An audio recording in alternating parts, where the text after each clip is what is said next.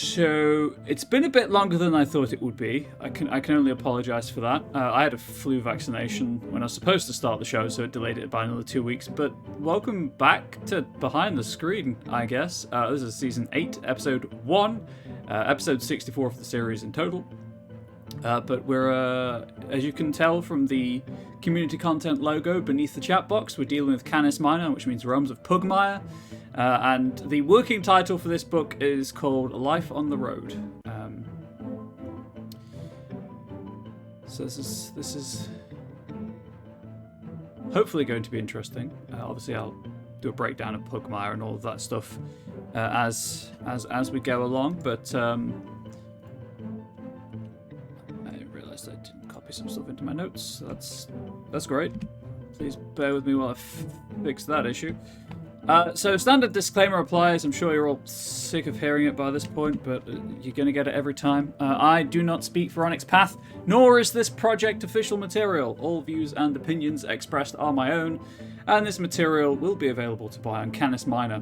I'm merely a grateful fan of the platform. It feels weird saying all of that again, but you know, I've got to cover my back. And I should also state Onyx Path have not asked me to make that disclaimer. I just felt like it would clarify some things. So there we go. I am disabled. I do experience muscle spasms that can affect the muscles of my jaw. Oh, any muscle group in my body, really. But particularly if it affects the muscles of my jaw, neck, etc. It makes speech a bit difficult, and it can be disquieting to see. But it can, as I say, make speech difficult, and it can worsen my stutter, and it can cause me to slur my words as well. So I apologise if that happens. I'm not apologising for being disabled. That is what it is, but I apologise if anything makes you uncomfortable. I do also struggle with multiple trains of thought, so I will try to finish one before going on to the next. I can't see the chat anymore, so I need to pull that up. There we go. If you do raise a point in chat, I will try to acknowledge the fact that I've seen said point before continuing on to finish what I'm talking about, and then I'll go back and address your points. As you can see over here, please do feel free to ask anything you can think of relating to playing or running Onyx Path role-playing games. Technically, any role-playing game, but as this is the Onyx Path's channel, please do keep it on topic. I also do need to check one last thing. Please bear with me. I may not necessarily know how to answer your question, and if that is the case, I will try to point you to where you may find the information that I lack.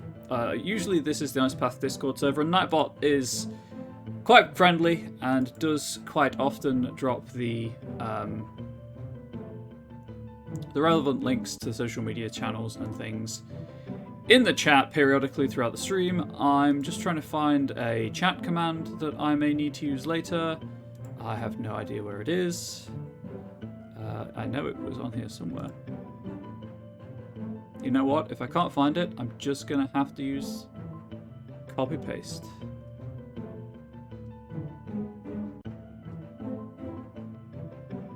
Okay, I think I'm just going to have to manually copy-paste the link. Oh, there we go. Never mind. As of course is the want, because this is more of a talk show kind of dealio. Talk show dealio? What? Yeah, I'm hip. I'm cool. I'm totally not nearing 31. I'll give you a breakdown of the Monday meeting notes and any important news before going into the actual material of the show. So the link for the Monday meeting notes is there. And it's all about Scion God, because Scion God is the current Kickstarter, the link of which is in chat, thanks to Nightbot and the God command.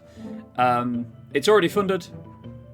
They are using BackerKit as the crowdfunding platform this time around. BackerKit, like Kickstarter, charges you when the campaign is over, not when you pledge, unlike Indiegogo. So please be aware of that, and much like classic Kickstarter, if you want an add-on, you have to manually increase your pledge by the amount of the add-on, and then select which add-on you want once the campaign is concluded. But apart from that, it's operating pretty much the same as Kickstarter. You know, you pledge, you get access to updates, and through those updates you get access to chunks of the text until by the end of the campaign you'll have the complete manuscript in its beta state. This is, well, God was the final book in the core line of first edition. They're being super vague about whether it'll be the last core book in second edition. I'm hoping it will, because buying physical copies of the book is extremely expensive if you're outside of the the US for shipping. So if you are outside of the US and you are worried about shipping costs, like I can only speak for the UK, but in the UK it costs almost as much in shipping as it does for the book. No one's fault. That is simply, well, I mean, I'm sure at some point it's someone's fault, but that is just the cost of shipping. It is ridiculously expensive right now, and probably won't go down anytime soon. But it's not Onyx Path's fault, is what I'm trying to say. Last week, Hiromi and the Scion team did a panel on the Twitch channel. If you want to watch it, you can subscribe to this very Twitch channel, or you can wait for it to show up on the YouTube channel. And I'll go through the benefits of subscription at the end of the stream, as is my habit. So if you're interested in what's in it outside of the material that's in the backer kit page, obviously check out the panel if you can. You should have plenty of time to wait for it to go up on YouTube as well, before having to make a decision. But do keep an eye on the countdown on the campaign. There are 23 days left in the campaign, just so you are aware. 1 week left in October, and continuing on with the 10th anniversary celebrations for Onyx Path. October's ridiculously cheap game lines are the They Came From games, Beneath the Sea and Beyond the Grave. I picked up Beyond the Grave for $2, and really you can't go wrong with that. Haven't formally announced November's game line yet, so keep an eye out for that. That will almost certainly be the next Monday meeting notes, which will be the 1st of November, actually, for me, anyway. It'll be Halloween, if they meet on Halloween in Onyx Path. But to go along with that, the tasty bit for this week is They Came From Beneath My Bed, if you want to play Goosebump-style stories. There's a Halloween sale and drive-through anyway, and IPR's Half-Halloween sale is happening. Last Friday of every month is the Onyx Path game night. We start playing games. This Friday is the They Came From, unsurprisingly, is the featured game line.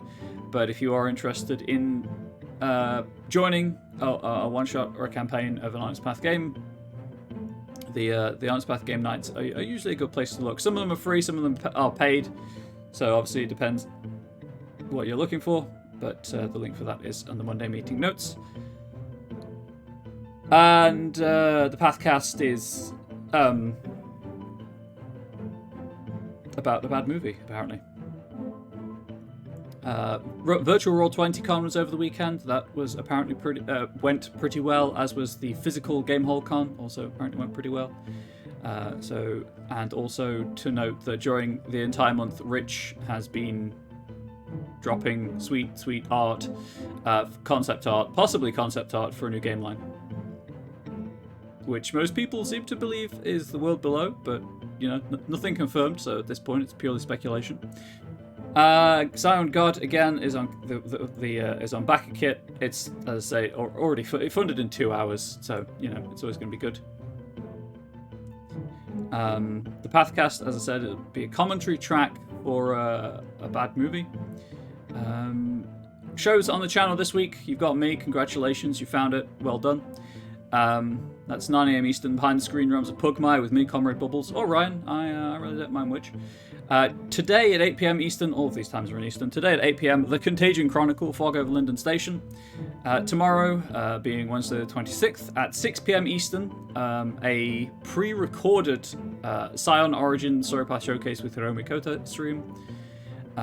Wednesday at 9 p.m. Eastern, Mage to the Ascension Walking into Shadow. Thursday at 5 p.m. Eastern, pre-recorded TC Aberrant Atomic Youth Simulacra TV game.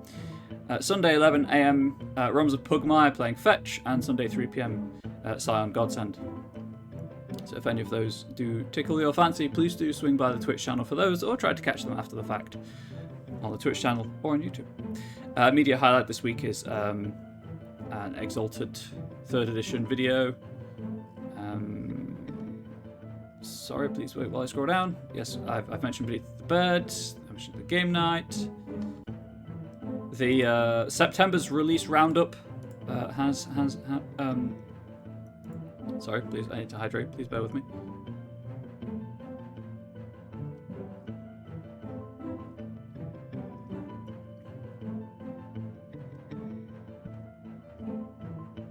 That was uncomfortable.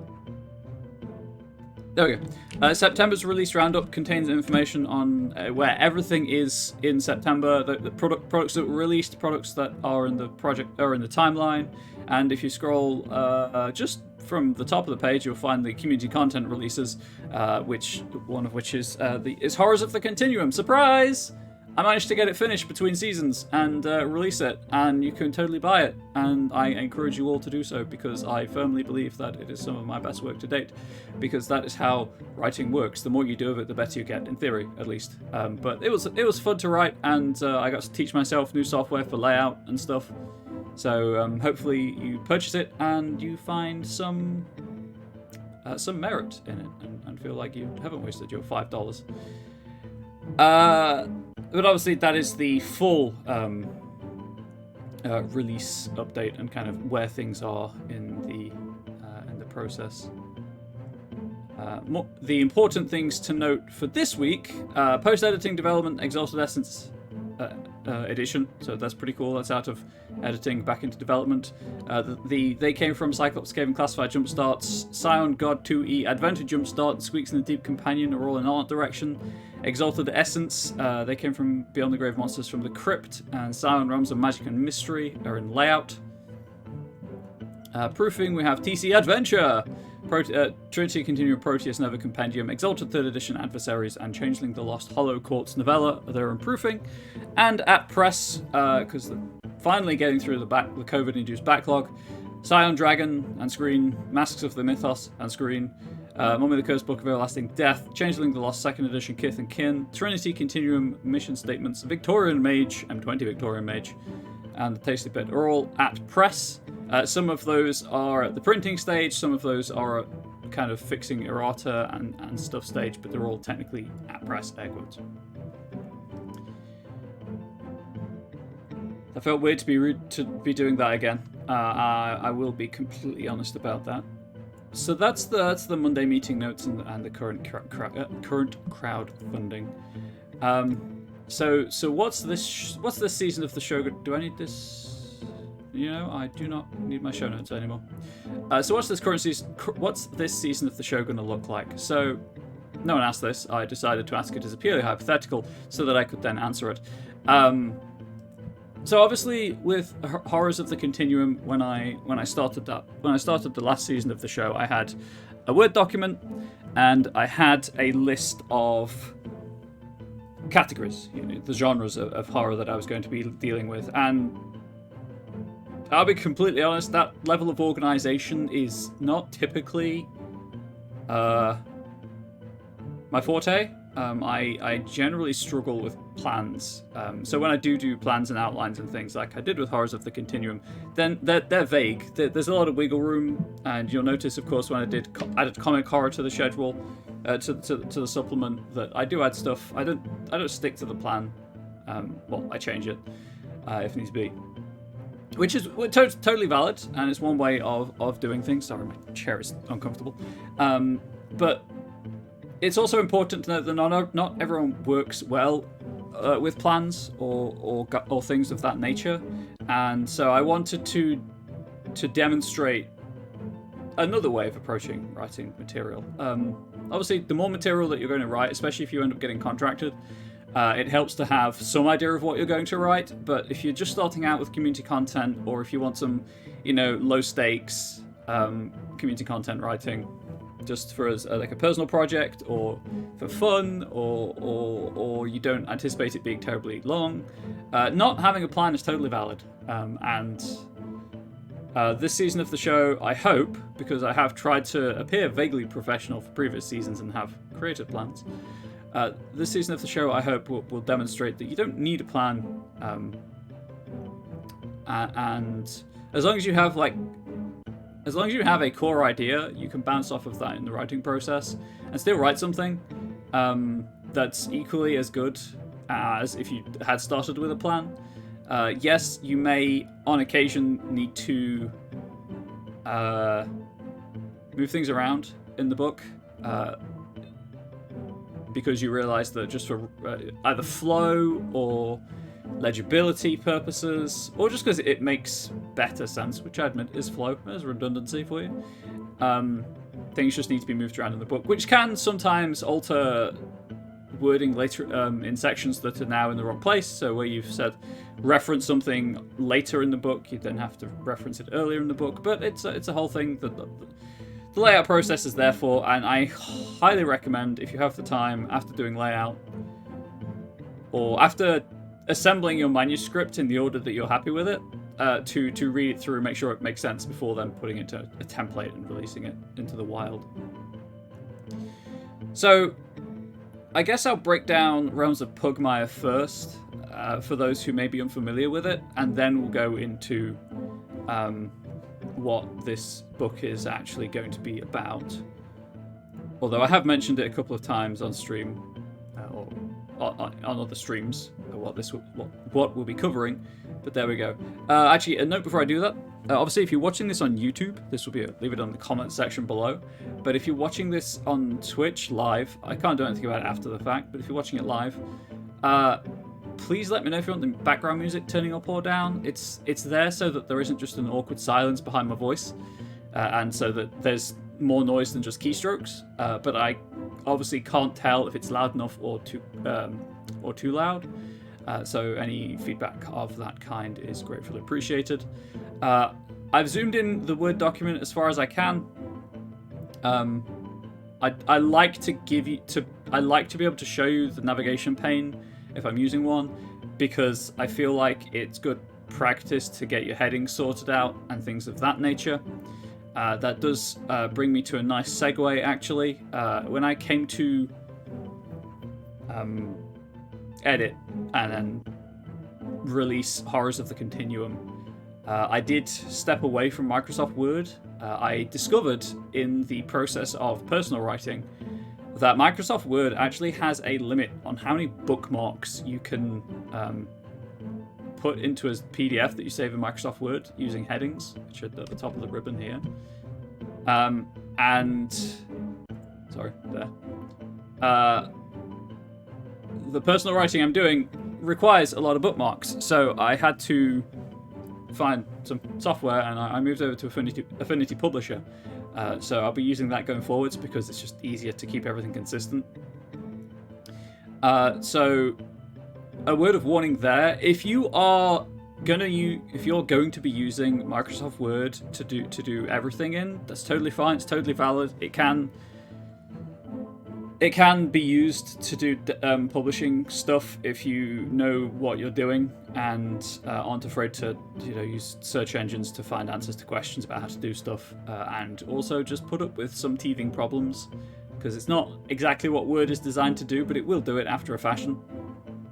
And my earlier works have been done entirely in Word, and I know several other community content writers who use Word exclusively for layout purposes. If you are going to be using Word, please do use section breaks. It makes your life so much easier in the long run if you have things broken up by section already when it comes to doing the layout phase. If you aren't going to be using Word, don't use section breaks. I wrote the entirety of Horrors of the Continuum with section breaks, and they broke Affinity. It did not know how to handle them in terms of layout, so I had to copy each section manually into Affinity. Music's a little loud? Okay. Thank you for letting me know.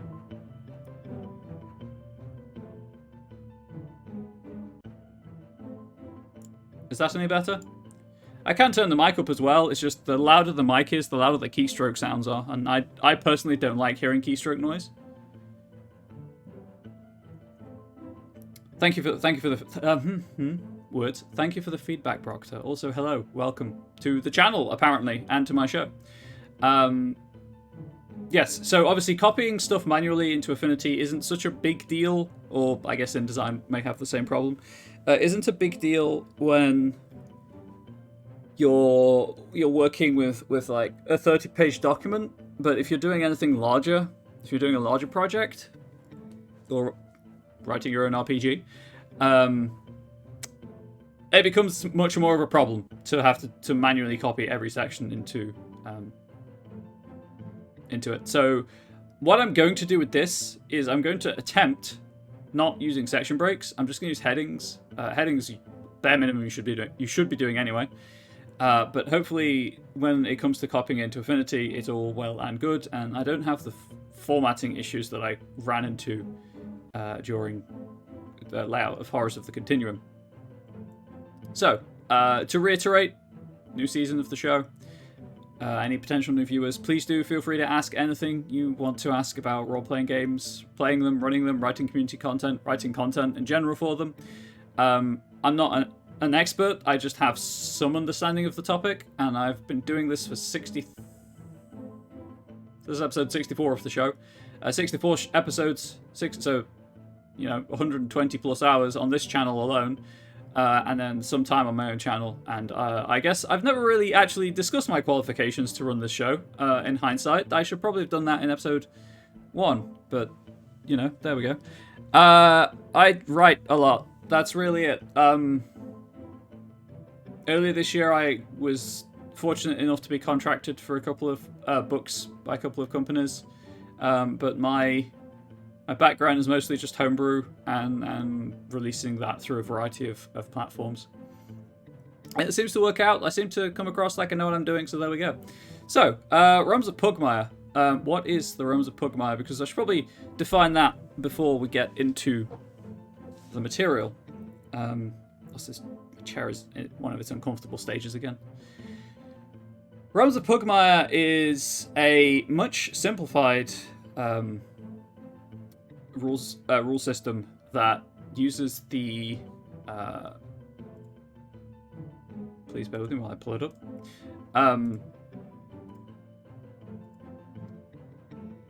Dungeons and Dragons 5th edition open game license, with some changes, obviously. That's why I said it's much simplified. But it takes the basic rules of Dungeons and Dragons 5th edition and makes them its own thing.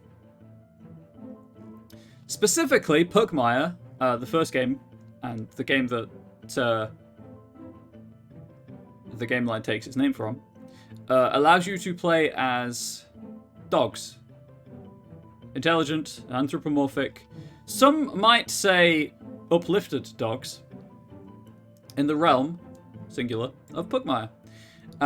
It's the general conceit is that it's a post-apocalyptic setting. Inhabited man has gone. Something happened to humankind, and the uplifted animals, because non-uplifted animals also exist. Uplifted animals are trying to make their own civilizations and live the best lives they can. If you're a dog, at least, you're trying to be a good dog. And Pugmire is in the vein of kind of typical fantasy RPG. Monarchies and Mao, which is the other kind of core book, is about playing as cats, and they have a different relationship with humankind and their history with humankind. That's more about politicking and espionage and stuff like that. You can obviously still do adventure, and the two games are completely compatible, but it's stories naturally lend themselves more to that politicking and investigative style gameplay. The other, it's not a core book, but main book, I guess, Pirates of Pugmire, adds exactly what it sounds like. It's about pirates. It's about the Acid Sea, and adds lizards and birds to the game as playable options. And there's on Kickstarter, and I mentioned it in the Monday Meeting Notes recap, there's also Squeaks in the Deep, which is like mega dungeons under the surface of the world. Subterranean adventuring with like mice and rats. There are other uplifted animal groups, badgers being one of them, that covers like badgers and ferrets and things. They are more. I'm trying to explain this without using derogatory terms. More likely to be found on the road and preying upon others, I guess. They have their own morals, their own ethos, their own society and culture and way of life, let's say, that perhaps isn't as peaceful as the other, I nearly said it, as the other societies that you can choose to play as. But because it does use 5e as a grounding, it does use the basic d20 plus a number system, and that's essentially all we really need to know for now. There's tweaks, obviously, to the system, and if you are interested in seeing Pugmire in action, there is obviously the current actual play on the channel. Was it playing fetch or something? I'm sure someone knows better than I. Please wait while I scroll. Yes, playing fetch on Sundays at 11 a.m. Eastern. If you aren't interested or don't have the time to watch an actual play as it broadcasts, a couple of, I think it was last year, I had the opportunity to run the Pugmire Kickstart, The Secrets of Vincent's Tomb, for the Onyx Path, or for Onyx Path Publishing, sorry, and that's on their YouTube channel. So please do check that out, as well as other Pugmire material on their YouTube channel, obviously. So please do check that out if you are interested in seeing the game in action. The jumpstart is designed to get a player group moving as quickly as possible. Pre-generated characters, and adventure and treasure at the end of the adventure. It's a wonderfully simple system, and I am 100% going to trip up on stuff because this is my first Realms of Pugmire material. Well, it's technically not. I should reiterate. This is my first solo Realms of Pugmire material. I had the wonderful opportunity to contribute to Monty Corgi's Acid Shanties, which was a Pirates of Pugmire supplement when Pirates of Pugmire became available on Canis Minor, and it was a great project to be a part of. I'm proud of the work I did for it, but obviously when you're working on a project that has oversight, there's a lot less pressure to get it right, because there's always someone else to say, hey, you're doing it wrong. Now, I know that there are some regular viewers of the show that will 100% tell me I'm doing it wrong. But due to Twitch's usually about 20-second delay, sometimes I realise I'm doing it wrong before someone tells me I'm doing it wrong. And then we all just look foolish because we're all screaming at each other that I'm doing it wrong. So please do bear with me on that front. I'm going to have to get back into the mindset that I was in when I was writing my contributions to Acid Shanties. But I'm sure it will be fine. So, Life on the Road itself, after half an hour, I'm actually introducing what I'll be writing. For those of you who are new here, this is perfectly normal. This is going to be a book about road-themed stuff. I won't handle badges. I'm not going to be doing that because I'm going to leave that for the professionals to do. What I would like to do is come up with some chase rules for carriage, wagon chases, that kind of thing, that you could adapt to races if you want. But as it stands, when I was rereading the rulebooks to refamiliarize myself with the system,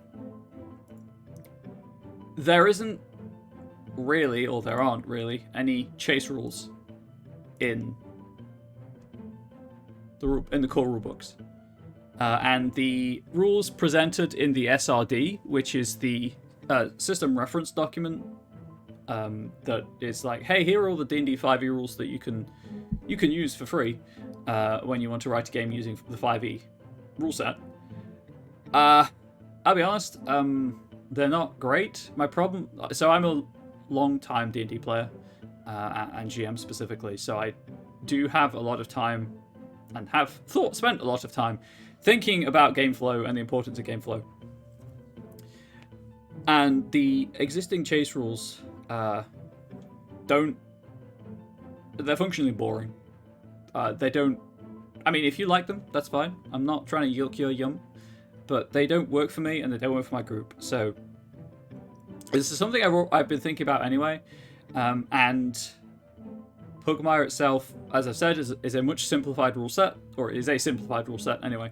So having a simplified chase system would pair quite well with that, and also it allows me to kind of like hash some ideas out that I'm toying with that I can then use as a grounding for 5e stuff. So quick note on community content. When you write something and upload it to a community content website, please do read the terms and conditions, because a lot of them do stipulate that the material that you put up there is yes, you're getting royalties for it, but it's technically owned by the company providing the platform. So if you put it up there and then use it somewhere else, it's technically not allowed. So something to bear in mind. And something that I'm going to have to make myself remember here, because a lot of 5e material that I write, I sell through my own platforms. I don't put them on like DM's Guild, for example, because I'd like to be able to use it later if needs be. So what I'm going to be doing here is a simplified rule set. Well, more accurately, what I'm going to be starting with, sorry, my hearing's going all weird, is a simplified rule set that fits with Pugmire's streamlined implementation of the 5e rule set. That if you then look at any later chase stuff that I write that is 5e related, could tangentially be related, but is very distinct from. And in all fairness, it probably won't look like it much at all because of the differences between the 5e SRD and the Pugmire rule set. But there we go. So that's what I'm going to start with. I do have some ideas about where I want to take the book after that, because I don't want to be just like, hey, here's a rule set, and we're done. Mostly because I like selling books that are multi-purpose, so I would like to have some player options. As I said, I'm not going to handle badges. I'm going to leave that to the professionals if they are ever fleshed out in any book, and we'll take it from there. So, a couple of ways to approach writing new rules specifically. I mean, it kind of applies to anything, but specifically when writing new rules, there's largely two approaches you can take. You can figure out the mechanics first and let the mechanics inform the... Sorry, I just need to...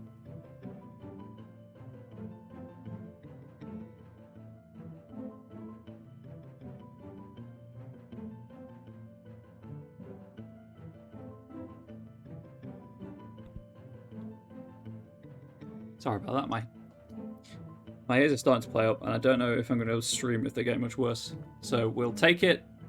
I'll push through as much as I can, but I have to look after myself first and foremost. Yes, so mechanics first, and let mechanics then inform what comes after in terms of, either just purely narrative, or more narrative-facing options, or you start with the more narrative-facing options, or the, let's say, more player-facing options. I think that's sorry, also overheating a little bit. More player-facing options, I think, is closer to what I want to say. And let those inform the narratives of the rules that you create. I'm much more a fan of, here is the game as the players will experience it. How will that then affect the mechanics behind the game that the players experience? Because I'm very much about centering the player experience. Because yes, the GM needs to know the rules, but really the players are going to interact with the rules far more than the GM ever will, because to some extent the GM can do basically whatever they want, within reason. So a lot of my stuff I would very much describe as like player focused or player centered. So with that in mind, we're going to start with the things that the players will be dealing with, and then work from there to create the mechanics. So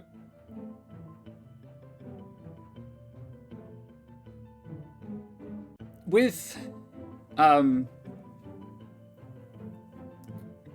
you know, stuff on the road, typical adventuring party traveling long distances, especially in settings that have a road system, will likely at some point end up with a wagon or a cart or a carriage. Insert traveling conveyance here. And I think I'm going to start with how you do chase sequences in that, and, you know, race sequences if you want to do carriage racing, and then work backwards to foot races, or foot chasers, and things of that nature. Because I feel like if we get the big stuff sorted, then we have the rules that accommodate the worst things, the more complex things, and then we can reel them back in for the simpler things. I haven't really decided this, but I may also present two rules variants, one that's more simpler narrative focused and one that's more mechanically focused. Mostly because I like making work for myself, and I hate myself to the point where I'm 100% going to be like, hey, some groups might prefer this, some groups might prefer this. Use whichever one you want, I don't care. So to do that, I need to define how the vehicles will work. And because if you pardon the expression, in this instance, it does kind of work as a sort of humor, as a sort of like pun adjacent to phrase. I don't want to reinvent the wagon wheel. That was awful. Why does anyone watch this show? So what I'm going to do is we're going to go to the Pirates of Pugmire book, and we're going to look at how ships, as a form of travel, were implemented. So ships have 4 statistics. They have artillery, which covers the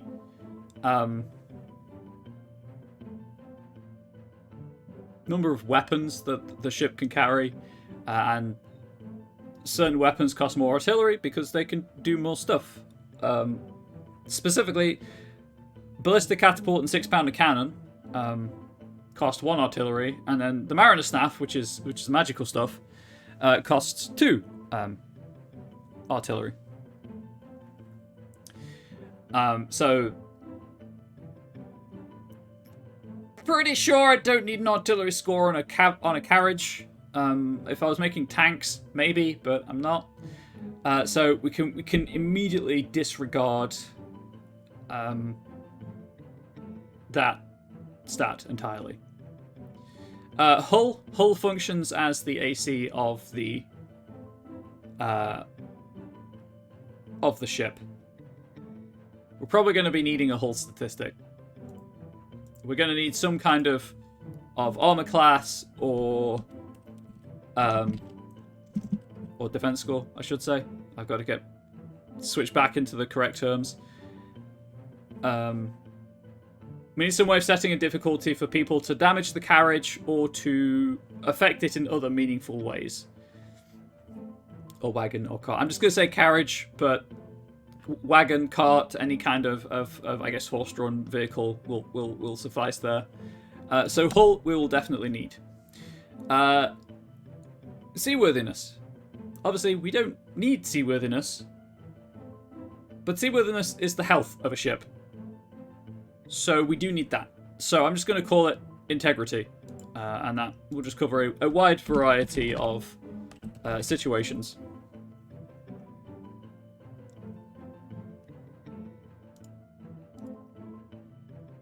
Sorry.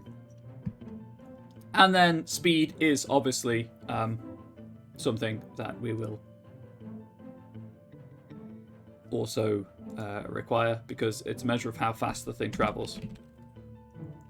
Now, Pirates of Pugmire does not have a chase sequence. It has rules for using ships in combat, but sorry, I'm just scrolling to make sure I'm not telling you an untruth, because I hate doing this and then I'm like, this is definitely how it works, and it's not how it works in the slightest. I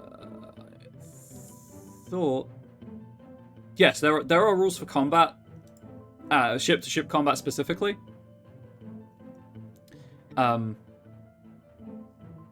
But not actual chase rules, because I guess by the time it's down to combat, the chase is over, right? And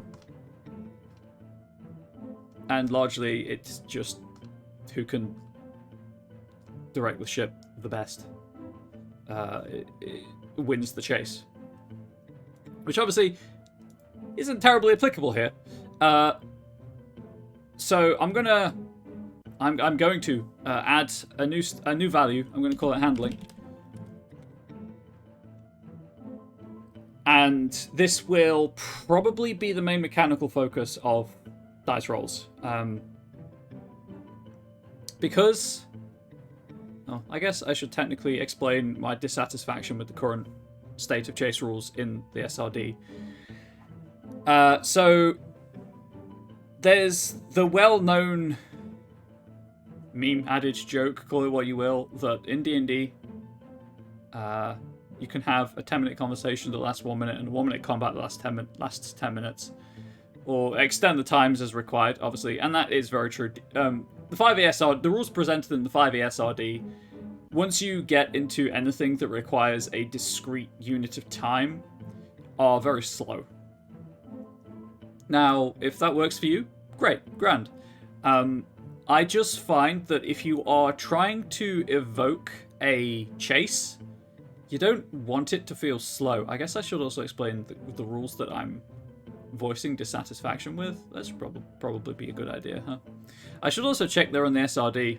Please do actually bear with me. I assumed they were, because every other time I've assumed this random thing that probably wouldn't be in the SRD was in the SRD. So if you just give me one moment. In case you were curious about such things, the SRD has no bookmarks.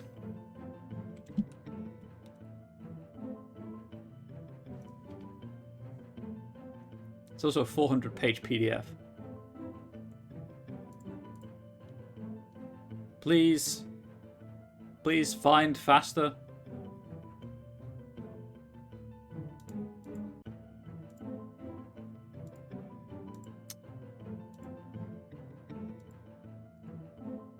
I typed in chase. It thought I wanted the word purchase. I hate my life sometimes. Okay, I will just frantically scroll.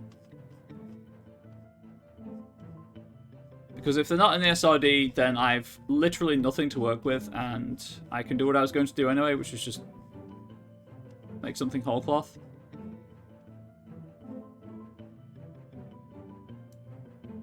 But probably should check. There's all monsters.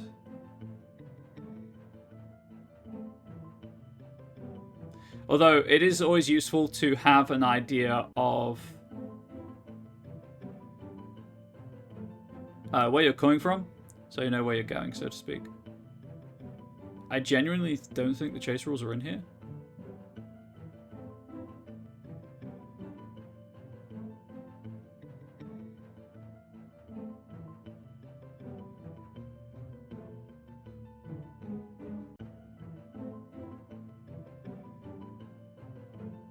Because this is all stuff from the player's handbook. Okay, well that throws a spanner in the works. Okay, so for context, the rules that I don't like, and that I'm hoping that this will provide an interesting alternative to, although technically can't reference them at all, so I'm not going to, beyond just mentioning the fact that I don't like them. As it stands, the recommended chase rules, so to speak, at the end of your round in the chase, it breaks into initiative, you make I believe it's an athletics check, and if you get 16 or higher, there's an obstacle. Oh, sorry, no, you just roll a d20, and if you get 16 or higher, there's an obstacle. It works pretty much like a random encounter when traveling. But that slows things down, because you're already in like an initiative order, which is slow anyway. And then you get your turn, and then you have to roll to see what happens at the end of your turn, and then stuff happens, and the person who's acting after you then has to deal with the obstacle.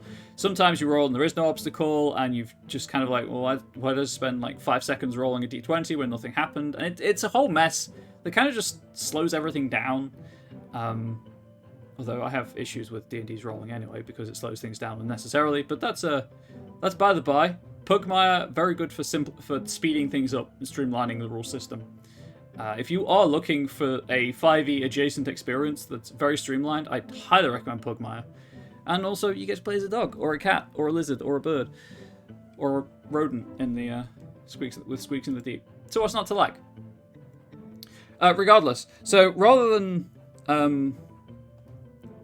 that, I was going to have the... I'm thinking, anyway, of having the random chance of an obstacle occurring or happening just tied into the dice roll that you make.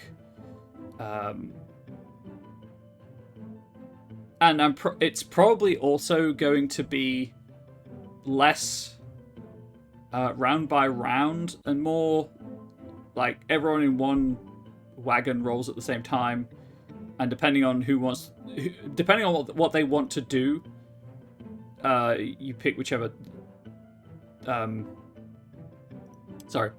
Depending on what they want to do, the GM then decides whose role is successful, and then they get to do what they want to do.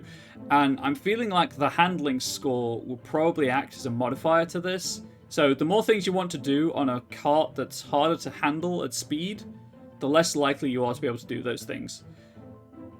There we go. I do apologize. Sometimes I'm aware that I talk too quickly and I kind of skip over important details in sentences and in the point I'm trying to make, and some of that is just nerves. I'm an extremely anxious performer.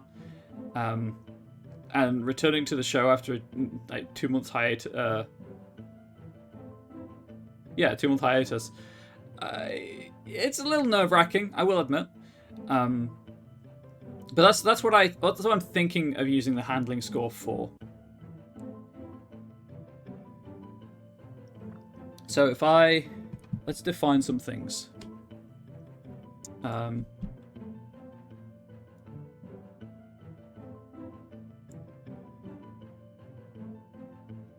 Let's call this sturdiness as well. Just to... I just like underlining things. Helps me when I'm reading things back, break up text and stuff. Obviously, brain goes faster than your mouth. Very much so. Obviously, when you're writing your own material, you'll find your own preferred styles. And a lot of the time... I don't know why I did that, because I can just do this.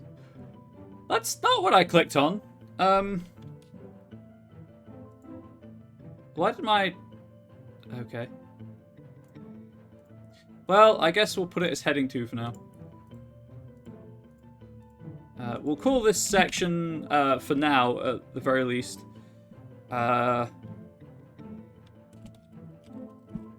vehicles. Let's call it vehicles.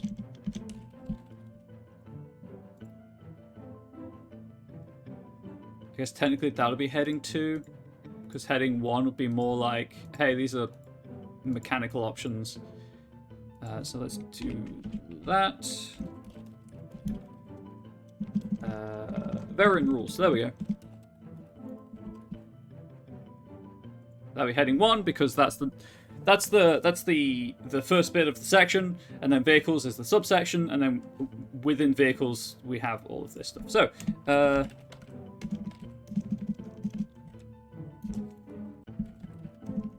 right.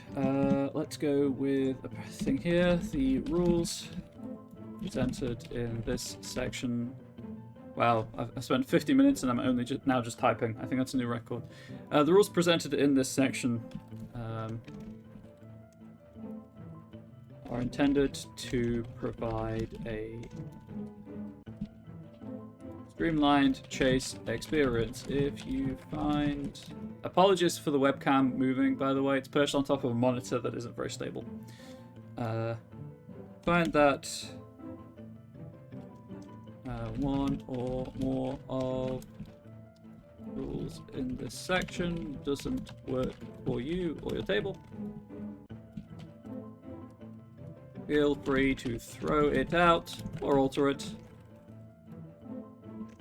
in order to improve your game.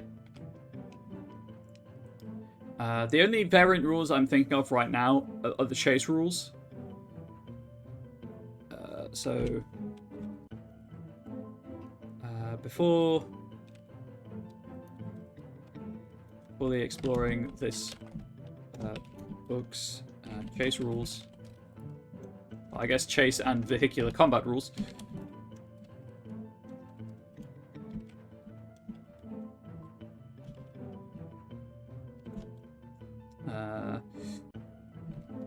first need to know how it handles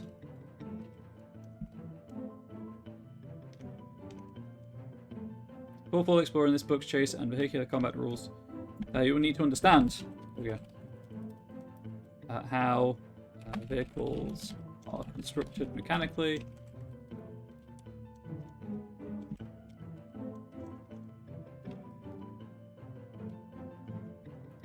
then we go to vehicles. You know what? I'll shove that there, so... Nope. I broke it. I broke it, chat. Don't look at me. Do not perceive me, please. Nope.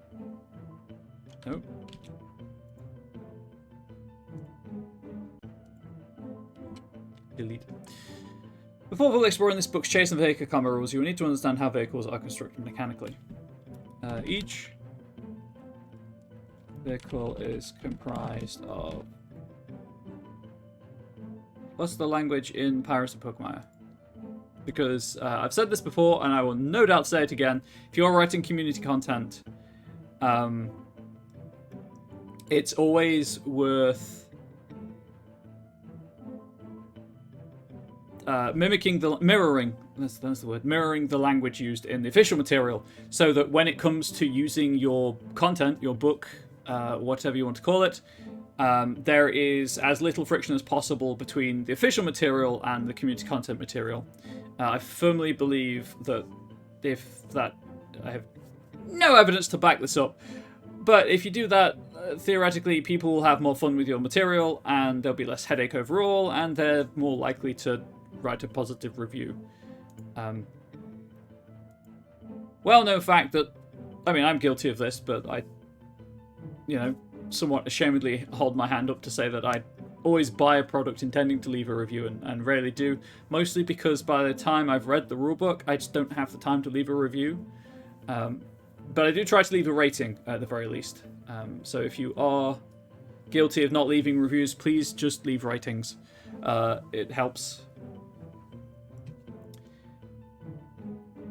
And obviously the easier your material is to read and to use, the more likely people are to buy more of it. Each vehicle is comprised of 4 statistics, because that's what they're called in Byways of Pugmire. Sturdiness, integrity, speed, and handling. Each statistic is used for a different purpose, and each is explained below. Sturdiness. Because again, you need to know what you're working with before you can make mechanics that use it. You need to know what you're working with before you can make mechanics that complement what you're working with. Alternatively, as I said before, if you work the other way around, you need to... I'll be completely honest, I prefer writing this stuff and then going to mechanics, because I just find it easier, because otherwise what I end up doing if I start mechanic first and then go to like breaking it down into what this means for rules purposes, what this means for player purposes, is I start figuring out all the nitty-gritty details, and then I realize that there's something wrong with the mechanic overall that I then have to go back and fix, which then has knock-on implications on the material I've already written, and it's a whole mess. It's easier to write a mechanic that accommodates what you've already got than to write stuff based on a mechanic you're trying to do. Mostly because if you realize something is lacking, you can always add more stuff. And I'll be honest, obviously, this is like a super behind-the-screen peek, especially if you're usually a player, and I don't want to come across as arrogant or prideful, but at the end of the day, because games have the pre-existing rules to them, obviously this is very different if you're writing your own RPG, but if you're writing community content specifically, we'll keep this on track, we'll keep this with community content in mind. If you're writing community content specifically that has a pre-existing rule set, that has a lot of examples, and I really enjoy Onyx Path rulebooks a lot because they do provide tweaks and levers and things that you can alter to provide the gameplay experience that you want at your table, rather than just, here is a rulebook, you can't change anything about it, enjoy. But if you have those examples there, that allows you to get a good understanding of how the game works. And I've talked before about this. I think it's like the very first episode. I did 2 hours just general GM tips episode. But I've also written about this on a very old article on my website about how to get started with a role-playing game, whether playing it or writing content for it, all you actually need to know how to do is resolve problems. You need to know the conflict resolution mechanic.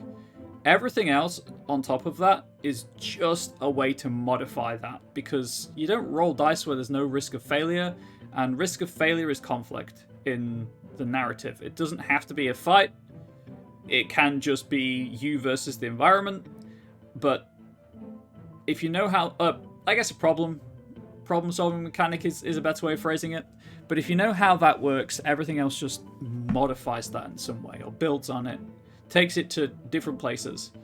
So when it comes to these community content books that are like with Horrors of the Continuum, for example, where that was almost entirely mechanics, and it's not going to be for everyone, although it is selling quite well if I do say so myself.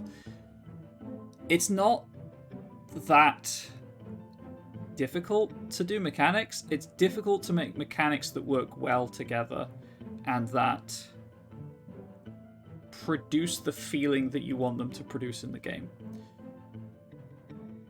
So what I'm doing here, I'm defining the 4 statistics, yes, and they're going to have numerical values that I'm going to have to figure out. But the actual mechanic that uses them, ideally, is going to be a sentence. And really, that's kind of the core of it. I don't think I've ever expressed this out loud before in a succinct manner. But at the core of writing role-playing game material, if it has a problem-solving mechanic, if it has a dice rolling mechanic, whatever, the simpler you can write the mechanic, the better. Yes, you'll want to... There's the tendency to write it in such a fashion that it encompasses all possible permutations and edge cases. And that's totally understandable. I have been guilty of doing that myself. Because the internet is full of stories of people who just abuse rules and loopholes. But honestly, writing TTRPG material is a lot more enjoyable if you just assume good faith on the part of the players. Now, to some extent, obviously, the GM has the power to rein a player in, if they want to. But generally, just assume good faith. Keep the wording, in line with established wording and sentence structure. But also just make it simple. If it's complex, it's going to get thrown out. Like, I have found homebrew material. I've written. More importantly, I've written homebrew material that it's cool, and my players really enjoyed using it. But at the same time, while it did add to the gameplay experience, it was just too complex. It was stuff that needed keeping track of that really didn't need keeping track of. It added an entire layer of mechanical complexity for a decent narrative payoff, but looking back, I'm not sure it was worth it, and if I did it all over again, I would 100% do it differently and do it simpler. And, you know, that's just something that recognition of limit and self and personal biases, will only come with time and introspection and thinking about what you've done before versus what you're writing now. I'm not going to advocate go back and read older material. I mean, you can if you want, and it is useful, but advocate is the wrong word. I'm going to advocate it. It is useful. You probably should do it, but I'm not going to say you have to. I don't have time to look back at my older material. I have time to think about it and take lessons from it. And really, that truism of if you want to write, read, does hold true in RPGs. If you want to write material for one RPG, read other RPGs that cover the same genre and topic. And read your own material, because it shows you, one, you know, it's just nice to know that you've improved. It's nice to be able to look back at something and go, I made that. I'm pretty proud of it, but there are problems with it. And these are the problems. Because one, you know, that sweet, sweet dopamine rush that us burned out millennials don't get as often as we'd like. And also, just learning from mistakes. That's how, I assume, if you're watching this, that we have yet to reach the point in society where AI has been trained to write role-playing games. It's possible, I will admit, and I know that AI GMs exist, but I'm not. This is for the humans in the audience. If you're a human, what's the thing? To be human is to err. You're going to make mistakes, and sometimes those mistakes are only noticeable in hindsight, and you're only going to get the ability to make those mistakes and to notice them in hindsight through experience by making other mistakes. So, for example, a really good example of this, of people who know what they're doing, in the earlier Trinity Continuum books, complications were mentioned, but never provided. And then the writers realized that it wasn't great to say, hey, there's a complication on this roll, but we're not going to tell you what it is, you're going to have to make it up yourself. And so in later books, the complication is always provided. The onus is taken off of the story guide in the book itself. And I'm guilty of this with some of my early material, and I do think about editing it to fix the mistake, but I kind of want to let it stand as a, hey, this is where I've come from, this is where I'm at now. Anyway, that was a bit of a digression from Keep It Simple. But hopefully these anecdotal experiences do help and do provide some context and help people not make the mistakes I've made in the past. So, anyway. TLDR, keep mechanics simple and make sure that they do tie into the core mechanic of the game. Usually you'll want it to be the core core resolution mechanic. That's the third iteration of the way I've said that so far. Or, alternatively, of course, the mechanic that you're trying to emulate from a different game, or to tweak in the existing game to fit the feeling, mood, theme, genre, whatever you want to call it, that you are trying to get to. So, I'm going to define sturdiness, I'm going to explain sturdiness, I'm going to explain integrity, speed, and handling, and then the mechanic that ties them all together will be very simple, theoretically at least. I have no idea what it is, but don't tell anyone. But it's one of those things where that simplicity needs the grounding of the information, the explanation behind it to actually make sense. Hopefully that all makes sense to people. I also have no idea how long this book is going to be, by the way. It probably won't be too long, but we'll see. Sturdiness is a value of the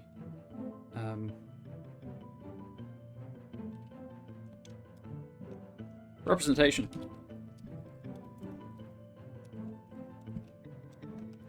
Of the vehicle's quality of construction. There we go.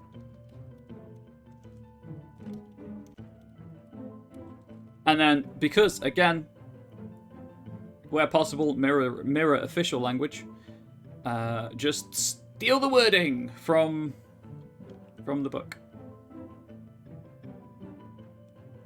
Sturdiness is a representation of the vehicle's quality of construction. It functions exactly as a character's defense score.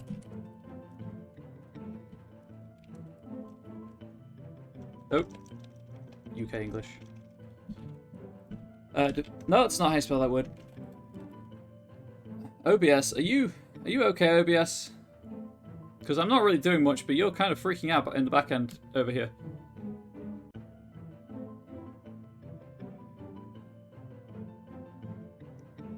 Sorry. Functions exactly as a character's defense score, and I've looked at the sentence 3 times. There we go. Sets the difficulty for opponents wishing to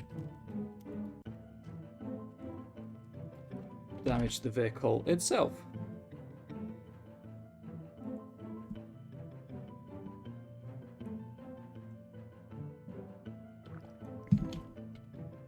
Often this damage will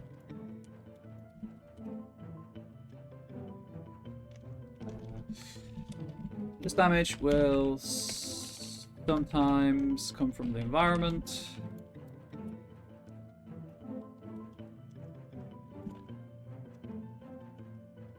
and have a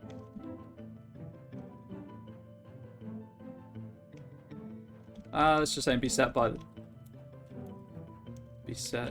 the I'm just going to check the terminology here. I think it's GM. Oh, the guide. There we go. And be set by the guide. But most often this will be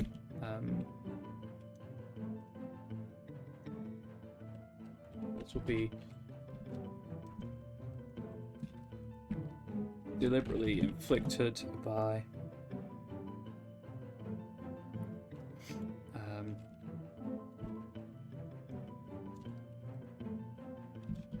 hostile creatures seeking to slow or destroy the vehicle. The higher a vehicle's sturdiness,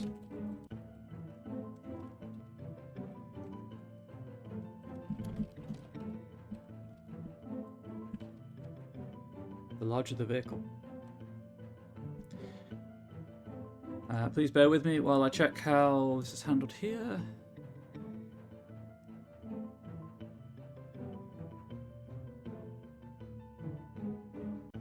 Yes, and then this is the starting value of sturdiness.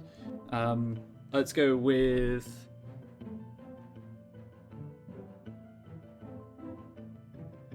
the average. So, a 4-horse carriage.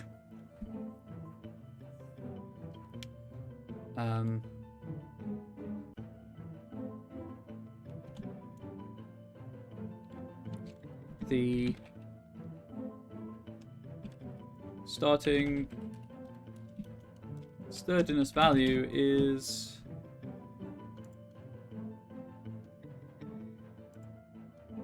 well, it uses 14 in Pirates of Pugmire, and I see no reason to change that. My immediate instinct was 15 anyway, so we'll go with 14.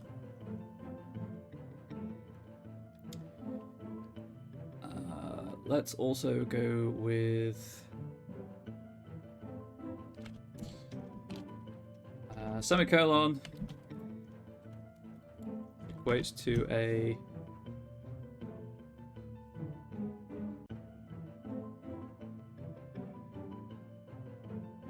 trying to think how to phrase this.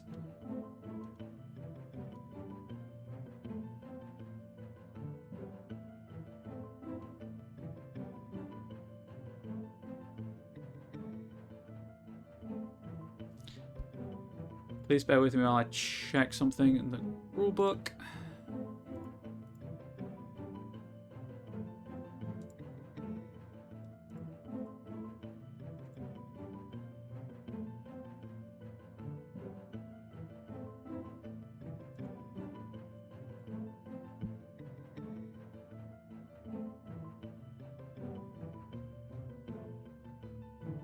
Yes, distance is given in feet. Okay, that makes sense. And then I need to check the enemies chapter.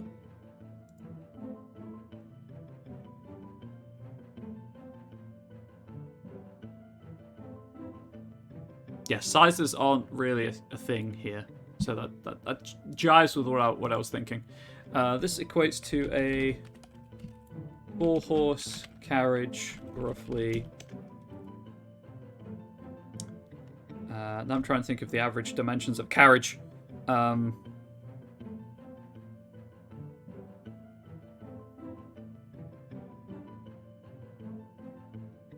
just going to say 10 by 5. I know it's slightly larger than it should be, but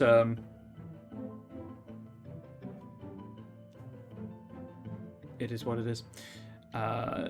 This is a game, not real life. This equates to a 4-horse carriage roughly 10 feet by 5 feet.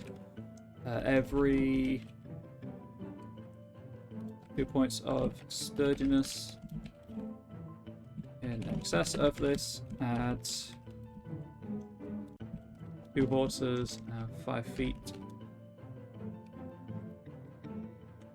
onto the carriage, and every points of sturdiness below this subtract 2 horses and 5 feet to a minimum of 1 horse and enough space for a single character. So, a chariot, basically. The smallest you can have is a chariot, is what I'm saying here. You know, I could just put that in the text.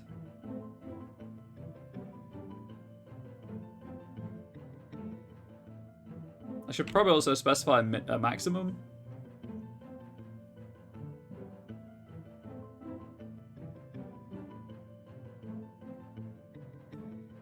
Anyway.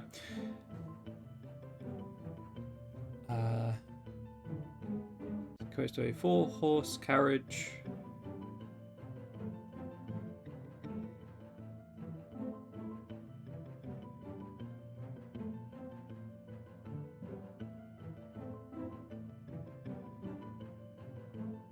So I'm just trying to think things through, because I want to get, as I said, I want to get this base right, because then the mechanic just, flows naturally from it. I think I need to break this down more. Okay. Those 2 additional points of sturdiness. Add 2 horses and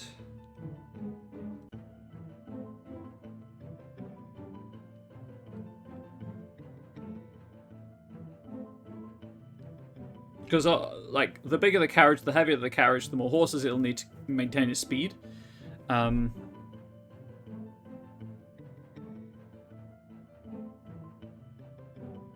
even better.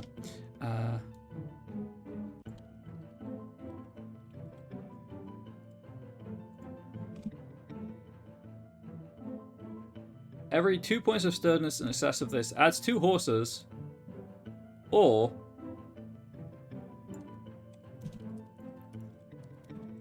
reduces its speed by, let's say, 2.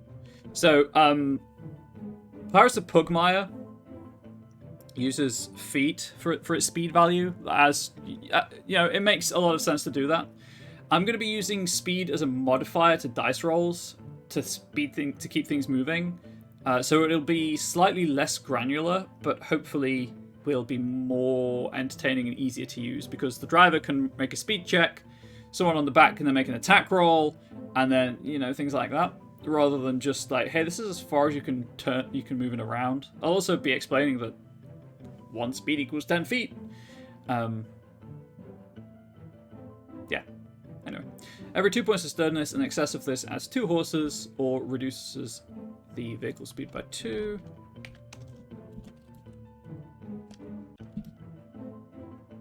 And every 2 points of sturdiness below this subtracts 2 horses.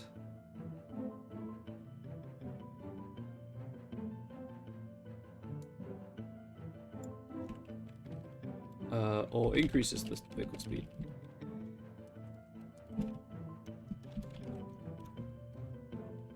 By 2.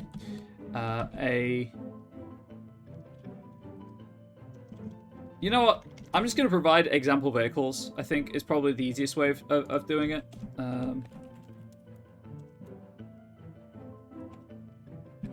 Probably rename that, but there we go. Integrity.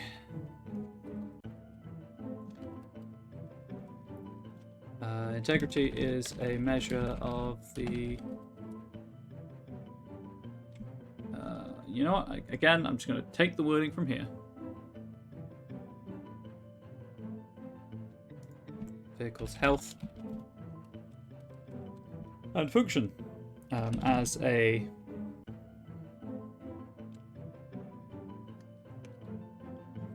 vehicle loses integrity, it starts to break down and become less useful.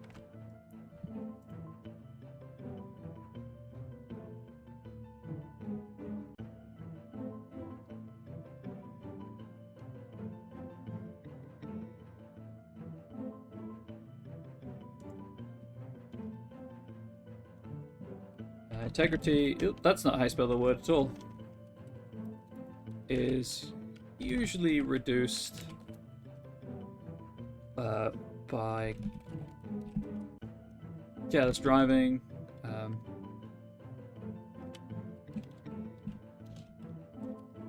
creatures attacking the attack. That's not how that works. Creatures attacking the vehicle.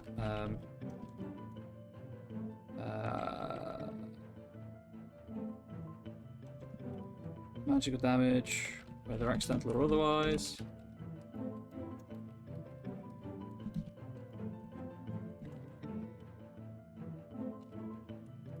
Or poor maintenance. Anything else I need to cover here?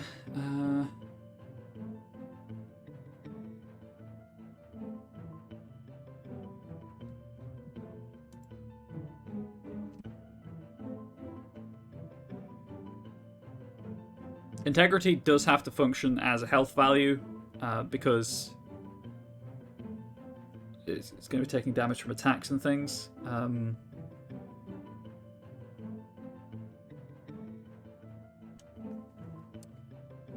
So the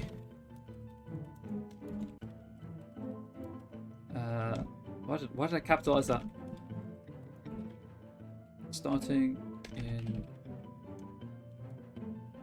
integrity value is... So a ship starts at 100. I feel like that's a bit excessive for a carriage, but maybe 50.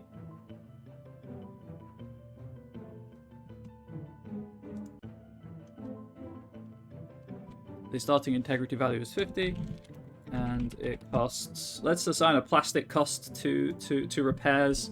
So if you didn't know, because I mentioned earlier, Pugmire is... The Realms of Pugmire is set in a post-apocalyptic world where mankind has disappeared, and all of the... Like, it's a fantasy setting. Castles, forests, untamed wildernesses. But relics of man persist. So, there's an entire economy built around plastic as coinage.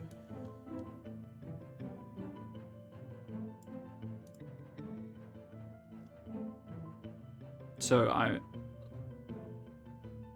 plastic's also kept vague to cut down on bookkeeping, which is another reason I like the game. But it's more I want to get the wording correct than anything else.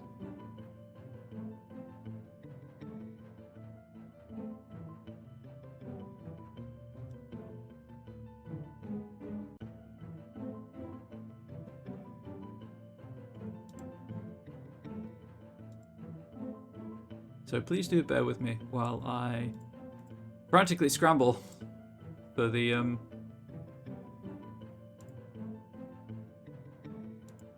economy.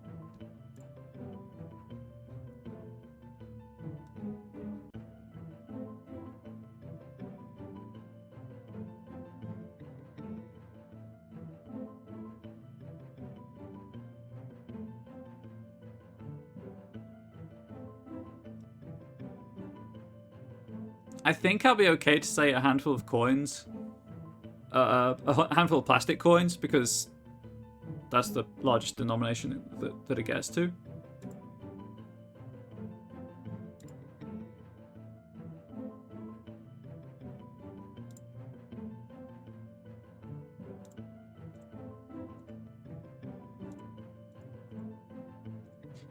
Let's check monarchies of Mao, although I think it's basically the same information.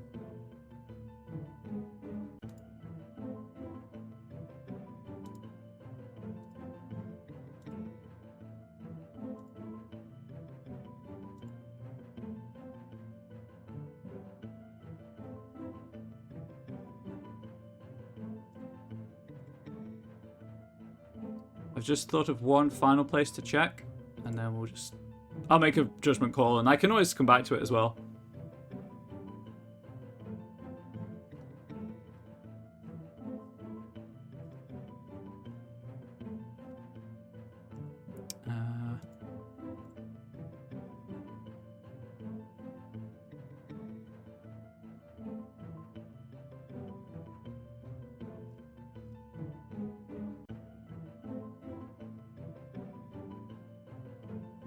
Yeah, I'll just say a handful of plastic coins.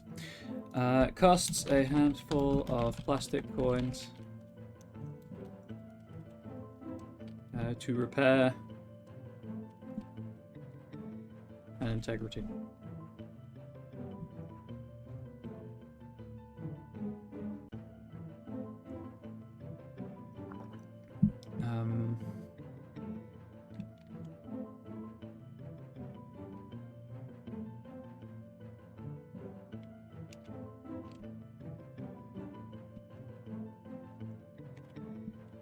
Let's say every 20 points of integrity in excess of this reduces vehicle speed by 1, and every 20 points of integrity, oop, did it again, below this increases the vehicle speed by 1.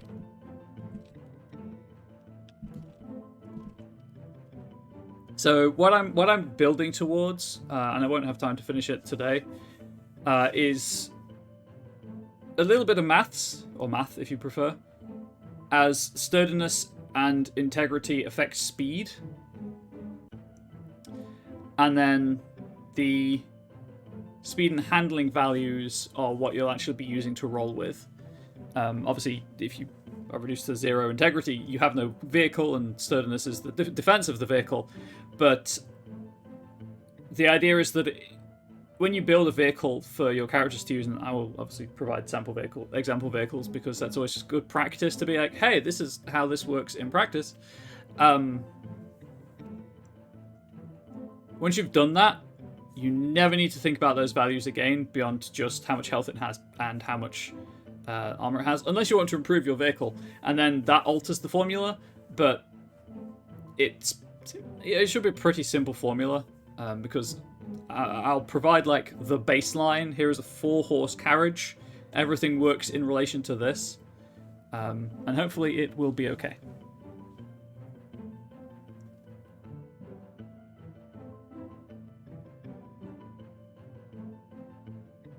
I'm also thinking that sturdiness will affect the handling and not the speed. Because if it's well made, that doesn't necessarily mean it's heavier. But it might be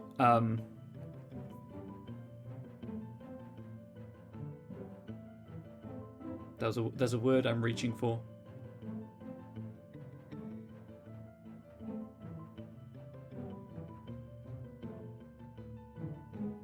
gone. Never mind. That's something I think about between streams, however, because I'm very aware of the time. Every 20 points of integrity below this increases the speed by 1. Speed. Speed is... speed represents the distance a vehicle can cover within a round.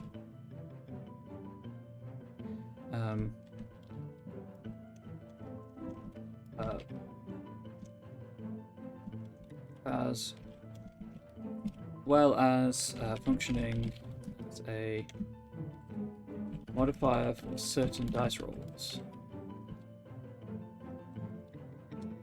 Vehicles speed in feet is equal to its speed value. I don't know why I said it like that. I apologize.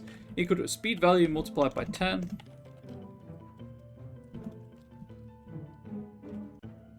Just checking to see what other information is included in like the pirate's breakdown of speed. Nope, that's it. Determines how far it can move in a single turn. It's measured on the same scale as character speed, and it starts with 100. Speed represents the distance a vehicle can cover within a turn. So it's functioning as a modifier for certain dice rolls. So vehicle speed in feet is equal to a speed value multiplied by 10.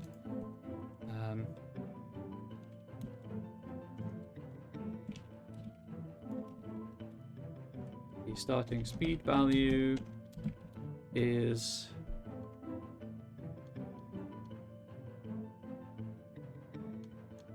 So I guess we'll look at how fast...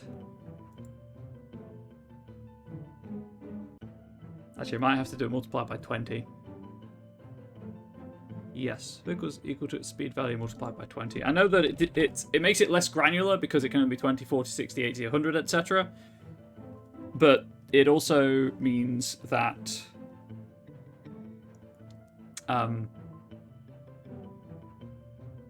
it's, I guess, more of an accurate representation.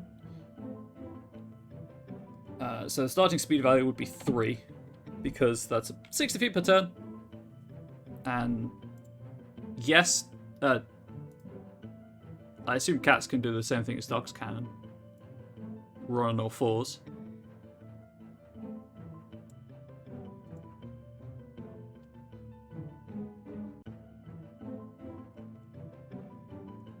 Please bear with me while I double check, but I'm pretty sure they can do that.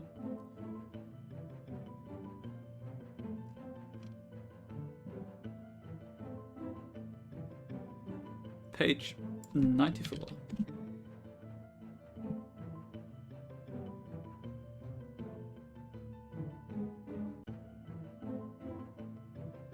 Yes.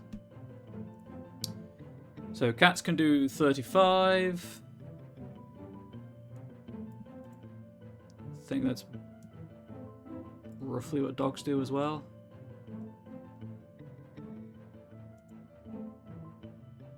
Again, when doing stuff like this, it's always worth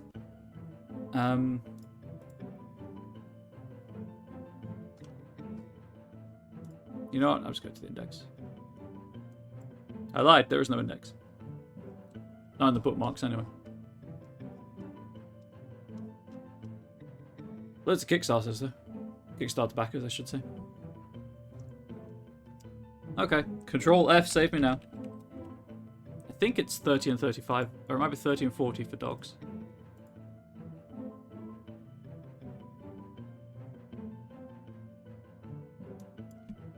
You know, I may have forgotten that there's a contents page. That's on me. Yeah, it's 30 and 40 for dogs. So as long as they're moving faster than that, it's fine. So I feel like 60 is a decent starting speed for a carriage.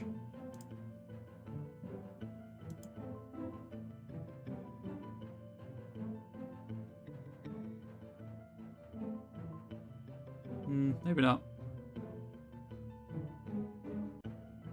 The trouble becomes wording it to and doing the formula to the point where you can actually do more granular things. Because originally it was just going to be multiplied by 10, as you saw, but then you end up with a modifier for something that's traveling 100 for your turn of 10, and that's just a bit weird. Unless you only...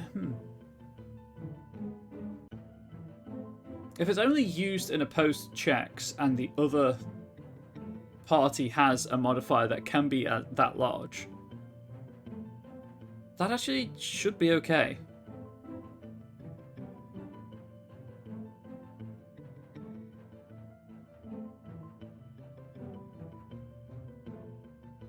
I was thinking things through in my head. Sorry. Yeah, no, actually, I think that's fine.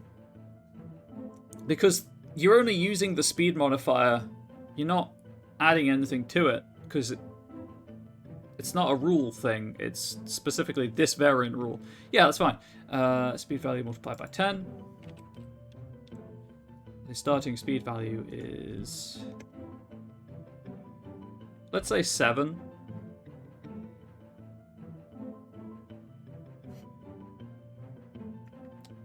No, bear with me.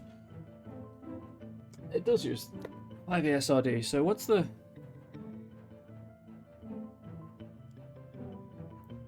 what's the 5e speed of a carriage?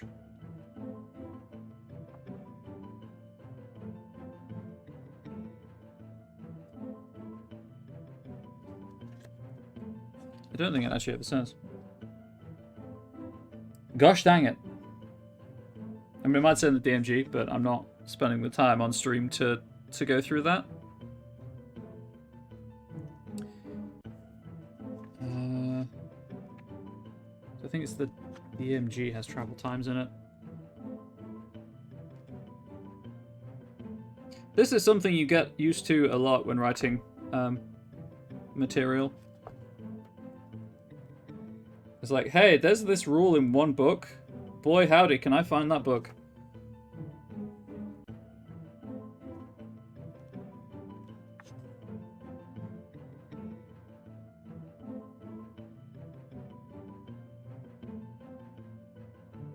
That doesn't help.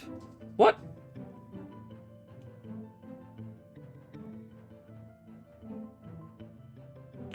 Okay, so I guess the way 5e handles it is that you travel the same same speed in a wagon or a carriage as you would on foot. It's just you're more comfortable.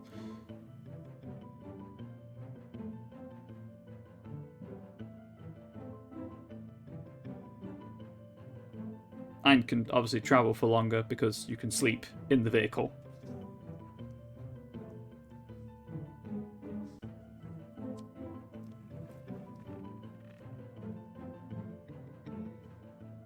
But I'm not... My concept here wasn't distance rules, because those are covered in the book. So this might be something I have to take some time to think about and actually like figure out between streams.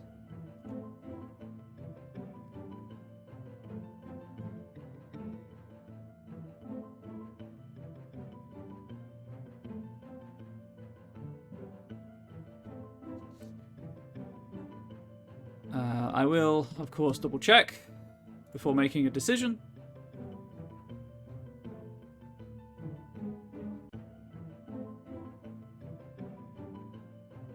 Although, if there aren't distance rules, that's something else I can shove into this. Or travel, like, long distance travel rules, anyway.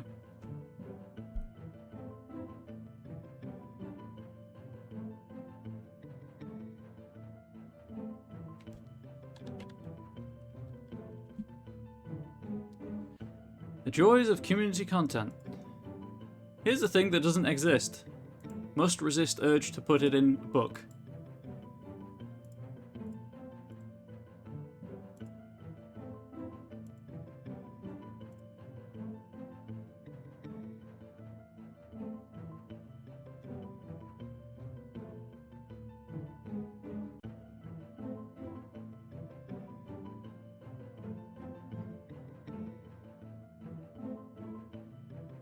Well, I mean, it is technically a variant rule section anyway, so I could just shove some simple travel rules in.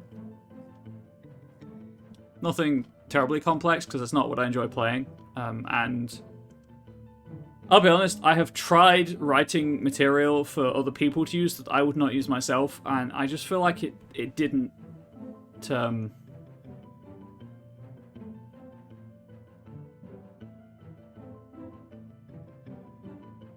it didn't work properly, let's say, because it wasn't...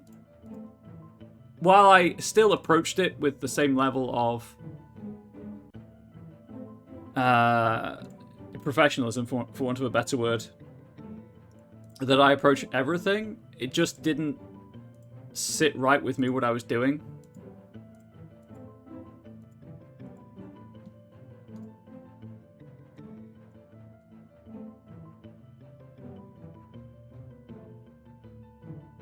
Something else I thought I could maybe check.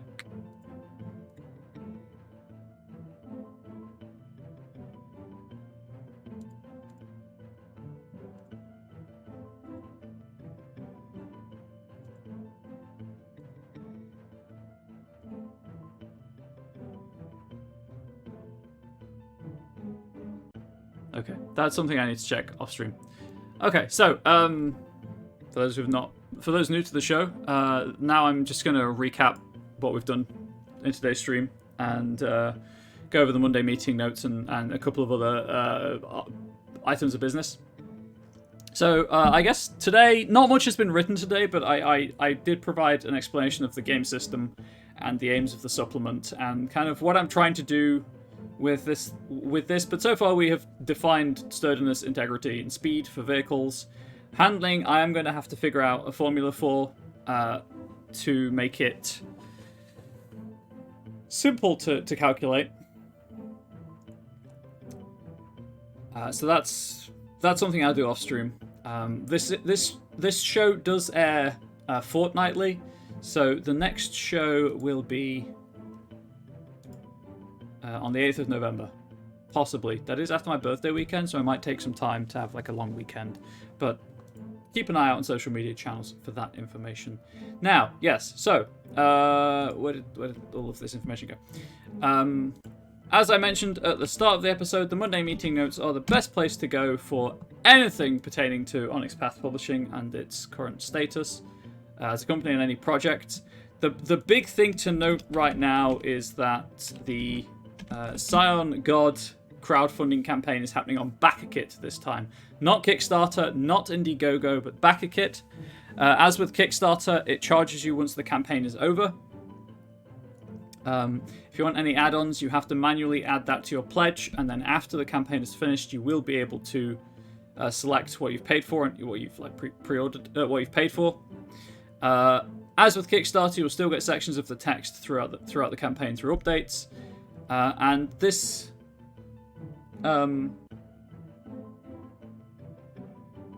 may not be the last of the core books in the Scion line, but it might be. And shipping is charged after the campaign to provide an accurate reflection of shipping prices.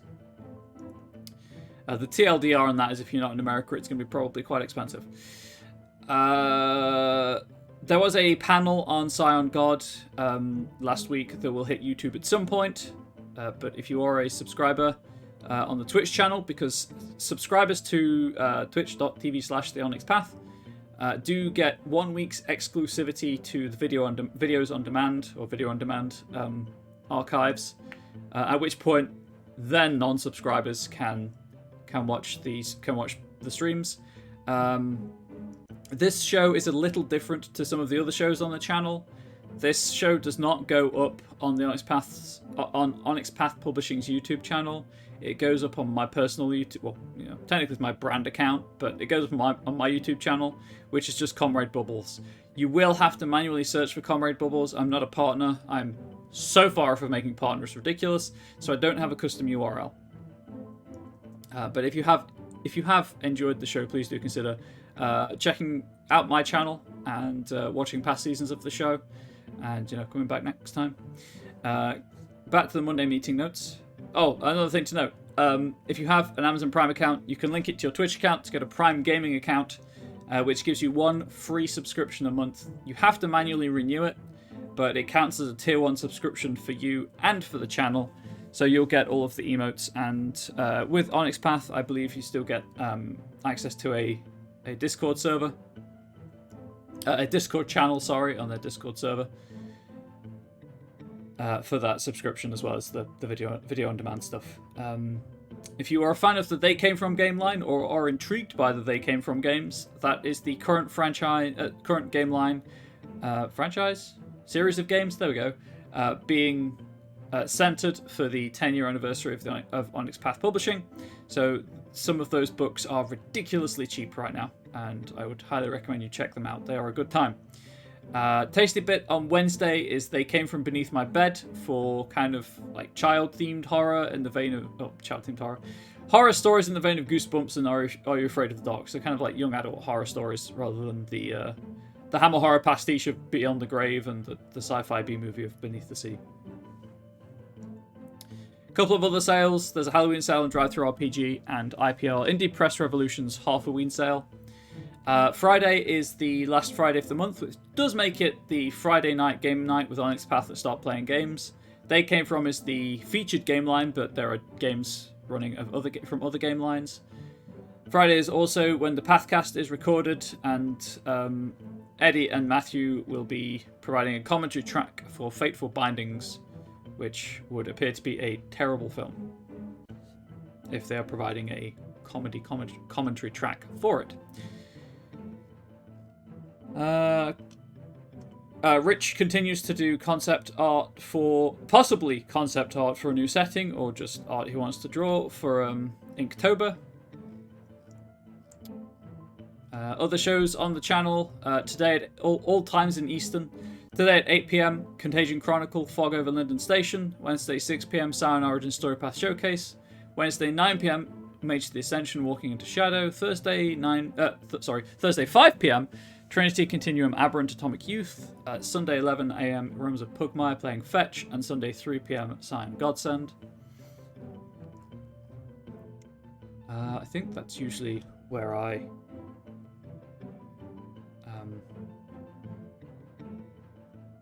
kind of stop with the Monday Meeting Note recap traditionally. So if you have enjoyed the show, as I said, please do consider subscribing to the Twitch channel, or my YouTube channel if you're watching this on YouTube. I will be back in 2 weeks' time. However, I am a streamer in my own right. I do content creation. I do also have a Twitter presence. Both my Twitch channel and my Twitter profile are Comrade Bubbles. So I'm always happy to talk role-playing stuff on either of those platforms, and I do also lurk in the Discord, in the Onyx Path's Discord server. Sorry, in Onyx Path's Discord server. I've got to stop adding the definite article to it. And I'm, the Discord server is specifically a fan server for discussing the game lines, for rules questions, for just being passionate about the games that Onyx Path Publishing put out. And then, as I say, I'm just happy to start role-playing whenever. I don't do that much actual play content on my own channel, or role-playing content on my own channel. I'm trying to get back into the habit of doing so, but it is mostly just video game content.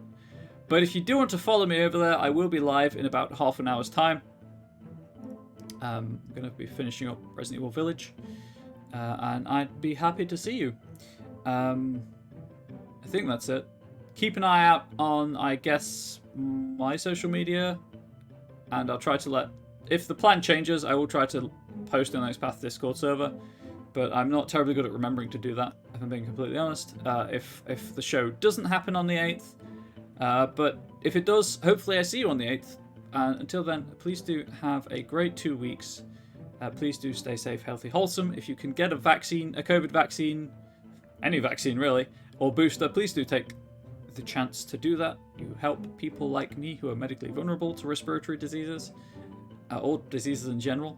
And yes, I think that's everything. So please have a great 2 weeks. Thank you for watching, of course. It means a lot to me. Any feedback is gratefully appreciated, and I'll see you around. My want is to let the post roll a couple of times so you can see all the sweet promotional graphics for the other shows on the channel, which will take it to about 4 o'clock when the show is supposed to end anyway. So please do stick around for that kind of thing. If you have any questions, feel free to type them in chat. I'll be around for 5 minutes. But that's it. Have a great day, everyone.